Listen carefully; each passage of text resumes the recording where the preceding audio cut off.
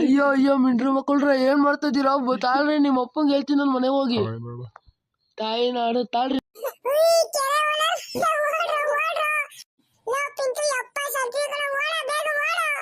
ಬಂದೆ ತರ್ರಿ ಬಡಿ ಮಕ್ಕಳ, ನಿಮಗೆ ಅರ್ಸಿ ಮಕ್ಕಳ್ರ ಕೈ ಸಿಗ್ಬೇಕಾಗಿತ್ತು. ಅವ್ರು ಚಟ್ನಿ ಮಾಡಿ ಇಕ್ಕಿರ್ತಿದ್ದೆ ನಾನು.